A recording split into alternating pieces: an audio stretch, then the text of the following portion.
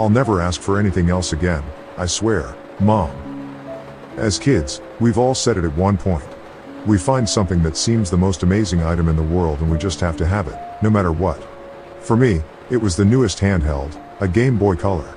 It was the most beautiful thing to a 6-year-old, especially when all my friends were getting theirs. Growing up with 4 brothers and sisters and not especially well off, my parents did their best, but we struggled to get by most of the time. They did their best to give us comforts and toys, but new electronics were out of the question. Hell, we were still working off an old television that still used rabbit ears. I was the youngest of the 5 of us, so that meant a lot of hand-me-downs as well. I was used to it, but still held some resentment to my siblings and of course, still begged for the Game Boy Color. They said they would do their best, bless their hearts. Shortly after my birthday, my mom and dad presented me with a box. I was surprised, but they said they had found something they knew I wanted very badly and I had been good. My heart raced with excitement as I tore into the box, but sank into the pit of my stomach. It was not a Game Boy Color. This poor excuse for a handheld was a badly abused original Game Boy. It looked like it had been bitten and melted by something in the corners, as well as stained. Up on top, a strange camera stuck out of the cartridge inserted inside. When I picked it up, it read Game Boy Camera. They'd somehow managed to find it with the crappy little printer as well, complete with fading printer paper. You see? Daddy and I found it at a garage sale. It's exactly the kind you wanted. It even has a cool little camera to take pictures. They said, far more excited than I was. I'm not sure if it was the fact that this was the first thing that had ever been given to me first and it still was someone's used piece of junk, or that they had no actual idea what I had wanted, or maybe they had and just decided it was too much so a replacement would suffice and I'd never know the difference, but in my utter disappointment, I threw the worst tantrum I'd had since I was a toddler. I tossed the box on the ground and cried my eyes out, screaming how they were awful and I didn't want this and I wanted my Game Boy Color. Well, you can imagine how that turned out. I got a good whooping from my father in front of all my siblings and a long lecture on gratefulness and how hard they work. In punishment for my selfishness, they gave my gift to my brother Ryan, only a couple years older than me. I was so angry, I didn't care though and was happy to be rid of the thing. Ryan, being the jerk he was, teased me about it endlessly. It was a few days after that he figured out the camera and printing on it. He would tease me from his room, talk about how he got to play with the cool system and I was too little and bratty to ever touch it.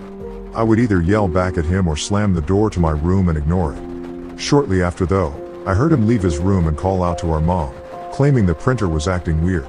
She was busy making lunch and told him it was probably due to being used, and to keep trying and see if it would fix itself. I heard him go back into his room, then go back out a little while later, saying it was probably busted and that he was going to go to his friend's house. Wondering what was wrong with it, I snuck into his room and found the papers lying on his bed.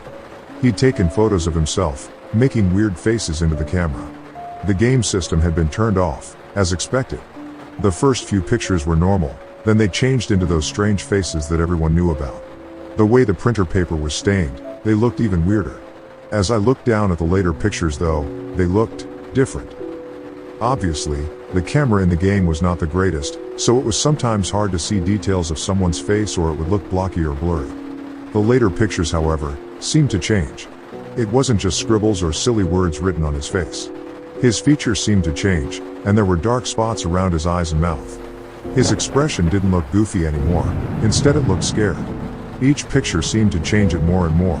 Eventually, the pictures changed to where it didn't even look like he was holding the camera anymore, but that someone was taking the picture of him. He got farther and farther away and what seemed to be a horrible story unfolded. It was showing Ryan running from the camera.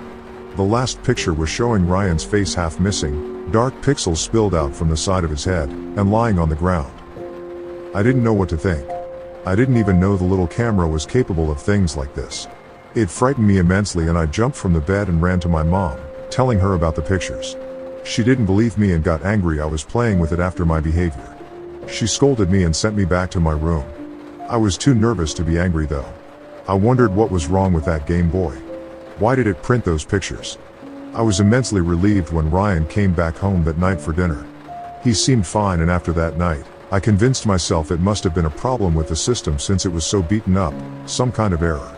At some point later in the week, Ryan tried again to take pictures. I heard him call it a piece of junk and then chuck it into a drawer. He threw all the pictures he had taken in the trash can. I didn't think much of the Game Boy and the camera until the week after. I had been coloring in my room when I heard a terrible scream from outside and the sound of brakes squealing to a stop. Immediately, we all jumped up and ran outside to find out what had happened, along with our neighbors. The sight that greeted us all still is burned into my memory. Ryan had gone to walk across the street to his friend's house, just as he would any other day. A man had come speeding down the street and hit him. He'd been pulled under the car and his head half crushed under the tires as the man hit the brakes. My older brother's brain and skull were splattered under, a pool of blood soaking into the street. I still remember the cry of agony and horror my mother let out, and the rage and grief in my father's eyes as he pulled the man from the car and shouted at him, asking him what in the hell he had been doing to hit a child.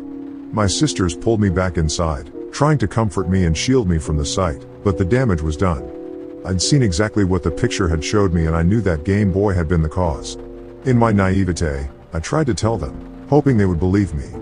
They didn't believe me at all and it made one of my sisters fall apart. The next few weeks were miserable. My parents were inconsolable and my mother could barely take care of the house and us.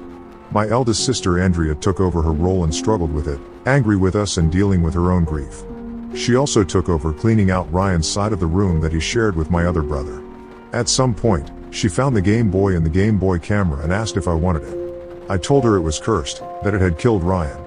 She said that I was being cruel to our parents by turning their gift that was meant for me into a guilt trip and that I needed to stop being so selfish. The funeral for Ryan caused even more money stress on the family and slowly, even at the young age I was, I could see they were not able to handle any of it well. I did my best at that point to keep out of trouble and didn't say anything more about the Game Boy camera. I don't know when she took them, but at some point, I guess she'd needed a distraction from trying to hold up the house. I went into my sister's room to find a missing sock and thought maybe it had landed into their clothing. Her trash can had the same printer paper in it. An ice cold sweat came over my body when I realized. I couldn't stop myself. I reached in and looked at the pictures. They were the same. Andrea's face was slowly transformed into looks of horror and fear before showing her in a grotesque and terrifying position that I could only assume was a clue to how she would die. In the ending pictures, her face was barely recognizable and her skin was black. I was definitely sure now. This thing had to be destroyed. I thought to myself that maybe if I could destroy it, I could save my sister from the same fate. I tore her room apart searching for the Game Boy. Eventually, I found it in the printer. As I held it in my hand, something chilling happened. It turned on. The screen flashed the logo before it began to make noises and music. The sound was wrong, as though it were being played backwards. I had been looking straight at it and suddenly, my face appeared on the screen. It began to print. In my panic state, I went to shut it off, but found the button was down already. It should not have been running. I then proceeded to rip the printer paper out and the game out of the system. The Game Boy began to spark an error while the printer spewed out ink all over my Andrea's bed. I felt it heat up in my hands and dropped it, watching the screen begin to smoke and the sparks fly out from both the Game Boy and the printer. After a minute or two, it seemed to die. Needless to say, I got in major trouble when my sister came home and found her bed sheet stained with ink and the system broken. My parents were furious and forbid me from going out with friends at all, as well as no TV. I was now considered very irresponsible and not allowed to touch any of my siblings' things. It didn't matter though. I had saved her from a horrible fate and the cursed system was gone. Or so I thought. I think back and realize that of everything I did, the thing that may have saved me was not letting the printer finish. 6 months later, my sister was killed when she was driving home and slipped on something in the road, crashing her car and being trapped inside as it caught fire. When the police came to my parents, they had told them that she was burned beyond recognition and the only reason they knew it was her was because she was driving my dad's car. I couldn't save her. I didn't dare tell my parents about the pictures. I don't think they would have believed me anyway. Years have passed and we've grown up. My parents never really recovered from Ryan and Andrea's deaths and they have struggled immensely. The three of us take care of them now, though we still have the old rabbit ears television for comfort's sake. There's still one thought that haunts me though and makes it hard to sleep at night. I never found out what they did with the broken Game Boy, the camera and printer. I pray to God every night that the damn thing made its way into some kind of trash compactor or is tangled with the plastic floating in the ocean. I fear that they still wanted it to have use, and donated it, or sold it for parts. And someone, somewhere is repairing it and putting in new paper. And they will see what it was trying to print of me.